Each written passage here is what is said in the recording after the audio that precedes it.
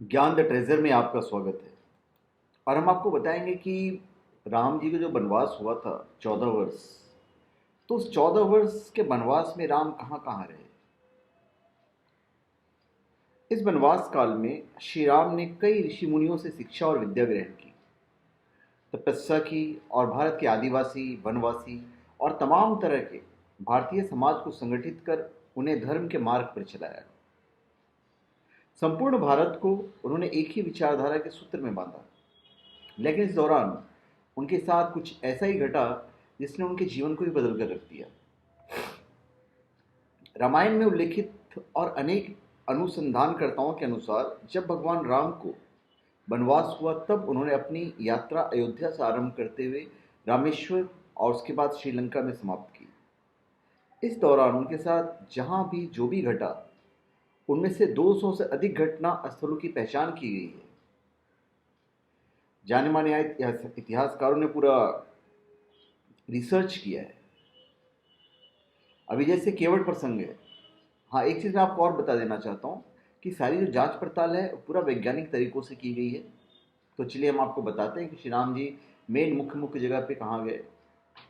राम को जब वनवास हुआ तो वाल्मीकि रामायण और शोधकर्ताओं के अनुसार वे सबसे पहले तमसा नदी पर पहुंचे, जो अयोध्या से 20 किलोमीटर दूर है। इसके बाद उन्होंने गोमती नदी पार की और प्रयागराज, इलाहाबाद, प्रयागराज से 20-22 किलोमीटर दूर वे श्रृंगपेरपुर पहुंचे, जो निषाद राजगृह का राज्य था। यहाँ पर गंगा के तट पर उन्होंने केवट से गंगा पार करने के लिए कहा।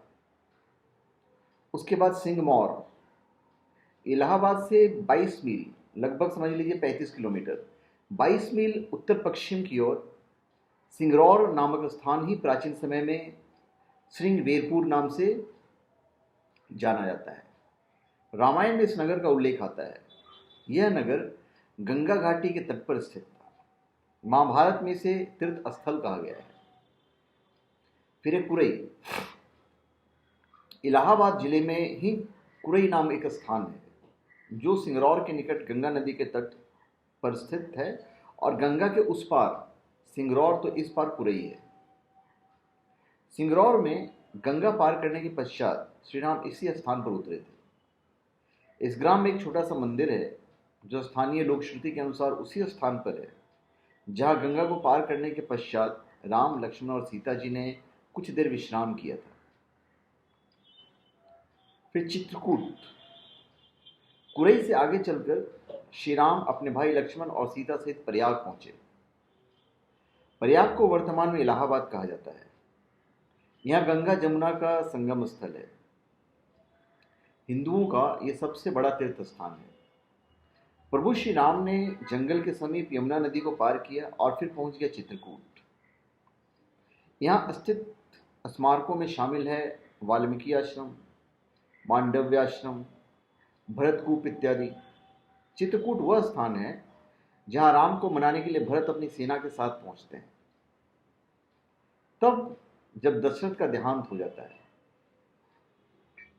भारत यहां से राम की चरण, जो भरत थे उनके भाई, राम की चरण पादुका को ले जाकर उनके चरण पादुका रखकर राज्य करते हैं। उसके बाद वो पहुंचे अत्रि ऋषि के आश्रम।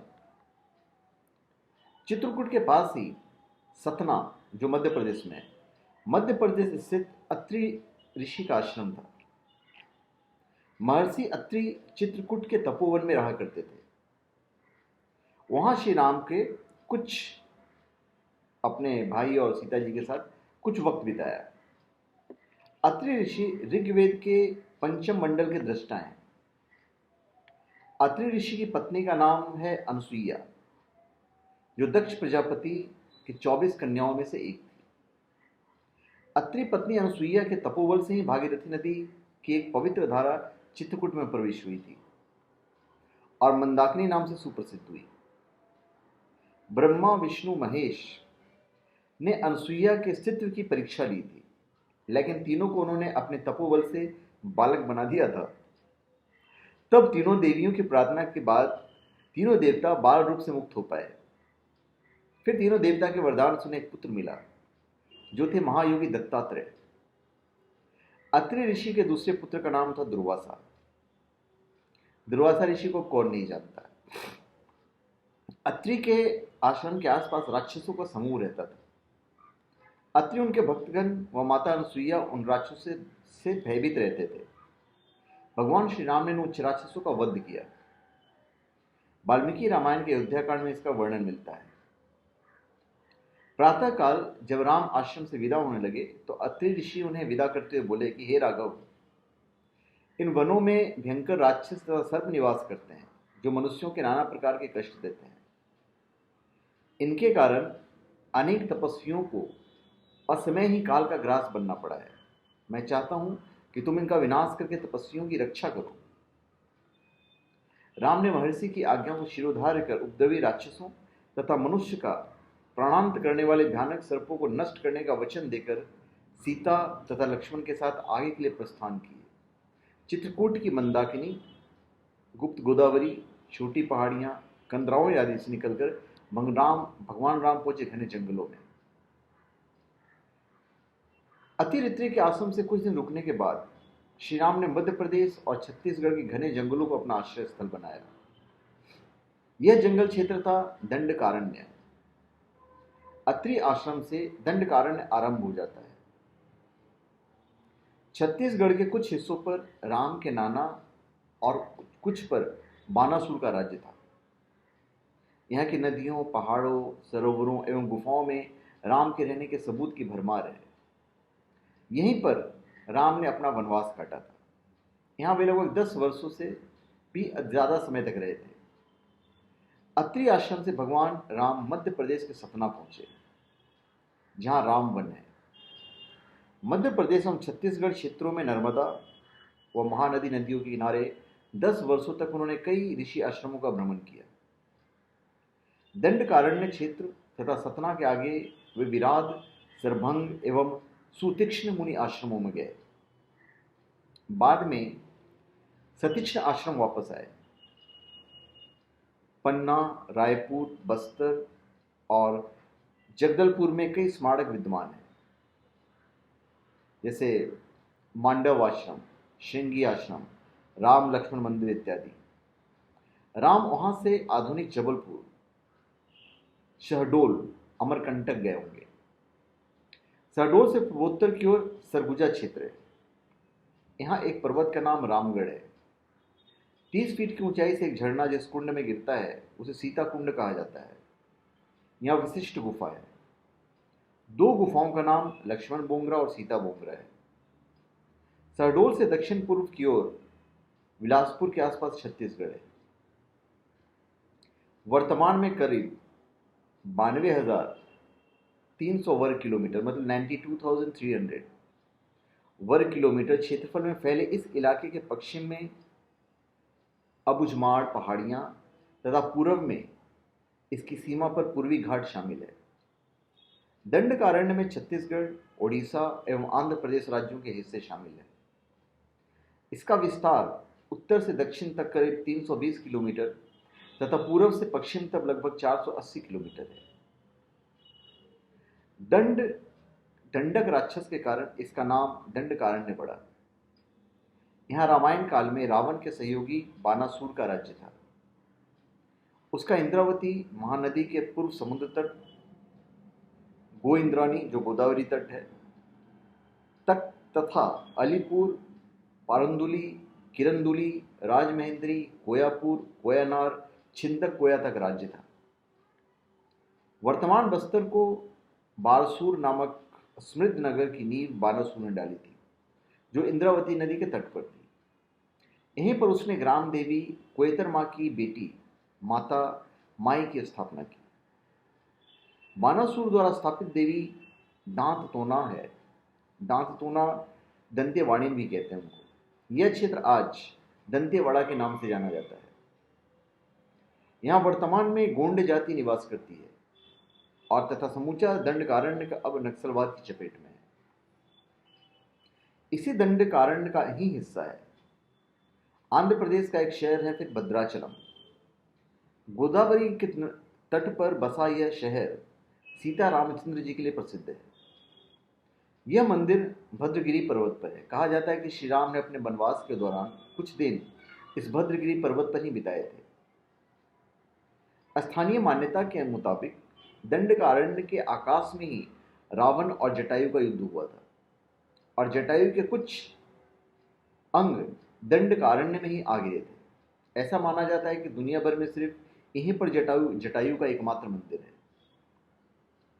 दंडकारण्य क्षेत्र की चर्चा पुराणों में विस्तार से मिलती है। इस क्षेत्र की उत्पत्ति कथा महर्षि अगस्त्य मुनि से जुड़ी हुई है। यहीं पर उनका महाराष्ट्र के नासिक के अलावा एक आश्रम था। उसके बाद है पंचाना वटाना समाहार इति पंचवटी। दंडकारण्य में मुनियों के आश्रम में रहने के बाद श्री राम कई नदियों, तालाबों, पर्वतों और वनों को पार करने के पश्चात नासिक में अगस्त्य मुनि के आश्रम गए। मुनि का आश्रम नासिक के पंचवटी क्षेत्र में था। त्रेता युग में लक्ष्मण और सीता सहित श्री राम जी ने वनवास के कुछ समय यहां बिताया। उस काल में पंचवटी जनस्थान या दंडक वन के अंतर्गत आता था।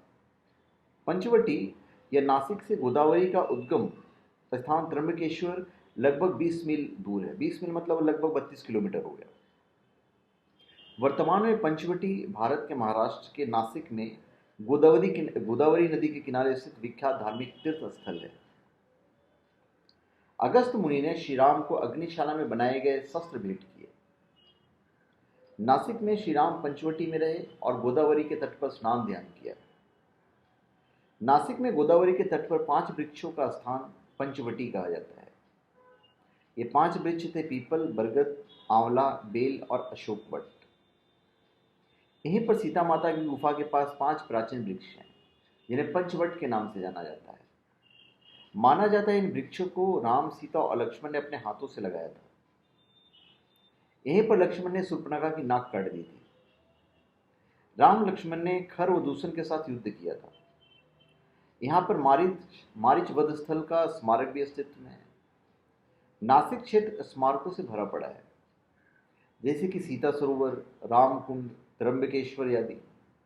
यहाँ श्री राम का बनाया हुआ एक मंदिर खंडहर रूप में विद्यमान है। मरीचिका वध पंचवटी के निकट ही मृग व्याधेश्वर में हुआ था। गिद्धराज जटायु से श्री राम की मैत्री भी यहीं पे हुई थी। वाल्मीकि रामायण अरण्यकांड में पंचवटी का एक मनोहर वर्णन मिलता है। अभी नासिक क्षेत्र में शूर्पणखा, मारीच और खर व दूषण के वध के बाद रावण ने सीता का हरण किया था और जटायु का भी वध किया था, जिसकी स्मृति नासिक से 56 किलोमीटर दूर ताकेड़ गांव में सर्वतीर्थ नामक स्थान पर आज भी संरक्षित है। जटायु की मृत्यु सर्वतीर्थ नाम के स्थान पर हुई, जो नासिक जिले के इगतपुरी तहसील के ताकेड़ गांव में मौजूद है। इस स्थान को सर्वतीर्थ इसलिए कहा गया है क्योंकि यहीं पर मरणासन जटायु ने सीता माता के बारे में बताया। राम जी ने यहाँ जटायु का अंतिम संस्कार करके पिता और जटायु का श्राद्ध तर्पण किया था। इसी तीर्थ पर लक्ष्मण रेखा थी। उसके बाद हो गया पर्णशाला।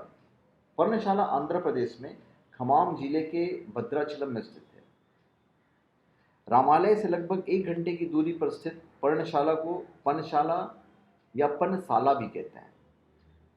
हिंदुओं के प्रमुख धार्मिक स्थानों में से यह एक है।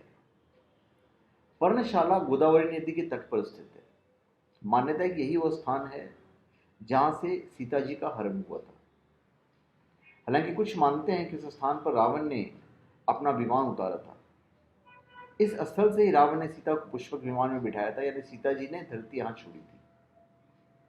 इसी से वास्तविक हरण का स्थल यह माना जाता है। यहाँ पर राम सीता का प्राचीन मंदिर है। अभी सर्वतीर्थ जहाँ जटायु का वध हुआ था, वह स्थान सीता की खोज का प्रथम स्थान था। उसके बाद श्री राम लक्ष्मण तुंगभद्रा तथा कावेरी नदियों के क्षेत्र में पहुंचे। तुंगभद्रा एवं कावेरी नदी के क्षेत्र अनेक स्थलों पर वे सीता माता को खोजते रहे। फिर वो पहुंचे शबरी के आश्रम में। तुंगभद्रा और कावेरी नदी को पार करते हुए राम और लक्ष्मण चले सीता की खोज में। जटायु और कबंध से मिलने के पश्चात वृषमुख पर्वत पहुंचे। रास्ते में पंपा नदी के पास शबरी आश्रम भी गए, जो आजकल केरल में स्थित है। शबरी जाति से भिन्न थी और उसका नाम था श्रमणा। पंपा नदी भारत के केरल राज्य की तीसरी सबसे बड़ी नदी है। इसे पंबा नाम से भी जाना जाता है। पंपा तुंगभद्रा नदी का पुराना नाम है। श्रावण कौर रजवाड़े की सबसे लंबी नदी है। इसी नदी के किनारे पर हम्पी बसा हुआ है। यह स्थान बेर के वृक्षों के लिए आज भी प्रसिद्ध है। पौराणिक ग्रंथ रामायण में भी हम्पी का उल्लेख वानर राज्य किष्किंधा की राजधानी के तौर पर किया गया है। केरल का प्रसिद्ध सबरीमले मंदिर तीर्थ इसी नदी तट पर स्थित है। अभी मलय पर्वत और चंदन वनों को पार करते हुए वे ऋषिमुख पर्वत की ओर बढ़े। यहाँ उन्होंने हनुमान और सुग्रीव से भेंट की, सीता के आभूषणों को देखा और श्री राम ने बाली का वध किया। ऋषिमुख पर्वत वाल्मीकि रामायण में वर्णित वानरों की राजधानी किष्किंधा के निकट स्थित था। इसी पर्वत पर श्री राम की हनुमान से भेंट हुई। बाद में हनुमान जी ने राम और सुग्रीव की भेंट करवाई, जो एक अटूट मित्रता बन गई। जब महाबली बाली अपने भाई सुग्रीव को मारकर किष्किंधा से भागा, तो ऋषिमुख पर्वत पर ही आकर छिपकर रहने लगा था। ऋषिमुख पर्वत तथा किष्किंधा नगर कर्नाटक के हम्पी जिला बेलारी में स्थित है। विरूपाक्ष मंदिर के पास से ऋषिमुख पर्वत तक के लिए मार्ग जाता है। यहाँ तुंगभद्रा नदी, जो पंपा धनुष के आकार में बहती है, तुंगभद्रा नदी में पौराणिक चक्र तीर्थ माना गया है। पास ही पहाड़ी के नीचे श्री राम का मंदिर है। पास की पहाड़ी को मतंग पर्वत माना जाता है। इसी पर्वत पर मतंग ऋषि का आश्रम था। फिर है कोडिकरई। हनुमान और सुग्रीव से मिलने के बाद श्री राम ने अपनी सेना का गठन किया और लंका की ओर चल पड़े। मलय पर्वत, चंदन वन, अनेक नदियों, झरनों और वन वाटिकाओं को पार करके राम और उसकी सेना समुद्र की ओर प्रस्थान किए। श्री राम ने पहले अपनी सेना को कोडईकरी में एकत्रित किया। तमिलनाडु की एक लंबी तट रेखा है, जो लगभग 1000 किलोमीटर तक विस्तारित है। कोडीकरी समुद्र तट वेलांकनी के दक्षिण में स्थित है, जो पूर्व में बंगाल की खाड़ी और दक्षिण में पाल्क स्ट्रेट से घिरा हुआ है। लेकिन राम की सेना ने उस स्थान के सर्वेक्षण के बाद जाना कि यहाँ से समुद्र को पार नहीं किया जा सकता है और यह स्थान पुल बनाने के लिए उचित नहीं है। तब श्री राम की सेना ने रामेश्वरम की ओर कूच किया। रामेश्वरम समुद्र तट एक शांत समुद्र तट है और यहाँ का छिछला पानी तैरने और सनबेदिंग के लिए आदर्श है। रामेश्वरम प्रसिद्ध हिंदू तीर्थ यात्रा है। तीर्थ का केंद्र है वो। महाकाव्य रामायण के अनुसार भगवान श्री राम ने लंका पर चढ़ाई करने के पहले यहाँ भगवान शिव की पूजा की थी।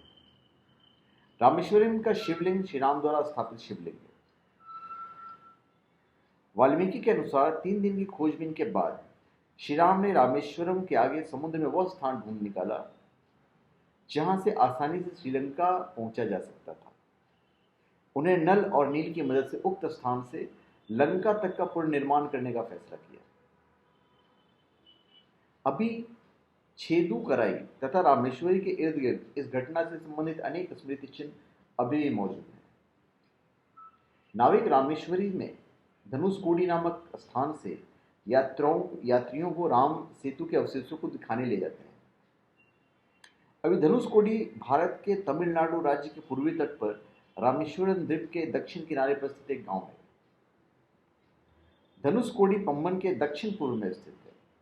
धनुषकोडी श्रीलंका में तेलैमनार से करीब 18 किलोमीटर पश्चिम में 18 मील पश्चिम में है। इसका नाम धनुषकोडी इसलिए है कि यहाँ से श्रीलंका तक वानरसेरा के माध्यम से नल और नील जो पुल बनाया था उसका आकार मार्ग धनुष के समान है। इन पूरे इलाके को मन्नार समुद्री क्षेत्र के अंतर्गत माना जाता है। धनुषकोडी को ही भारत और श्रीलंका के बीच एकमात्र स्थलीय सीमा है। यहाँ समुद्र की गहराई जितना है जिसमें कहीं कहीं भूमि नजर आती है। दरअसल यहाँ एक पुल डूबा पड़ा है। 1860 में इसकी स्पष्ट पहचान हुई और इसे हटाने के कई प्रयास किए गए। अंग्रेज इसे एडम ब्रिज कहने लगे तो स्थानीय लोगों में यही नाम प्रचलित हो गया। अंग्रेजों ने कभी इस पुल को क्षतिग्रस्त नहीं किया, लेकिन आज़ाद भारत में पहले रेल ट्रैक निर्माण के चक्कर में और बाद में बंदरगाह बनाने के चलते इस पुल को क्षतिग्रस्त किया गया। 30 मील लंबा और 1.25 मील चौड़ा यह राम सेतु 5 से 30 फुट तक पानी में डूबा है। श्रीलंका सरकार इस डूबे हुए पुल के ऊपर भूमार्ग का निर्माण कराना चाहती है, जबकि भारत सरकार को नौवहन हेतु उसे तोड़ना चाहती है। इस कार्य को भारत सरकार ने सेतु समुद्रम प्रोजेक्ट का नाम दिया है। श्रीलंका के ऊर्जा मंत्री श्री जयसूर्या ने इस डूबे हुए राम सेतु पर भारत और श्रीलंका के बीच भूमार्ग का निर्माण कराने का प्रस्ताव रखा था। अभी वाल्मीकि रामायण के अनुसार श्रीलंका के मध्य में रावण का महल था। नुवारा एलिया पहाड़ियों से लगभग 90 किलोमीटर दूर बांद्रवेला की तरफ मध्य लंका की ऊंची पहाड़ियों के बीचों बीच सुरंगों तथा गुफाओं के भंवरजाल मिलते हैं। यहाँ ऐसे कई पुरातात्विक अवशेष मिलते हैं जिनकी कार्बन डेटिंग से इनका काल निकाला गया है। अभी श्रीलंका में नुवारा एलिया पहाड़ों के आसपास स्थित रावण फॉल, रावण गुफाएं, अशोक वाटिका, खंडर हो चुके विभीषण के महल आदि के पुरातात्विक जांच से इनके रामायण काल के होने की पुष्टि होती है। आजकल भी इन स्थानों की भौगोलिक विशेषताएं, जीव, वनस्पति तथा स्मारक आदि बिल्कुल वैसे ही हैं जैसे कि रामायण में वर्णित किया गया था। वाल्मीकि रामायण की संरचना श्री राम के राज्याभिषेक के बाद वर्ष 5075 ईस्वी के आसपास की गई थी। श्रुति स्मृति की प्रथा के माध्यम से पीढ़ी दर पीढ़ी प्रचलित रहने के बाद वर्ष 1000 ईस्वी पूर्व के आसपास इसको लिखित रूप दे दिया गया। इस निष्कर्ष के बहुत सारे प्रमाण मिलते हैं। तो ये थी भगवान श्री राम की यात्रा अयोध्या से लेकर श्रीलंका तक। धन्यवाद। आप हमारे चैनल को सब्सक्राइब करें और अपने कमेंट दीजिए। धन्यवाद।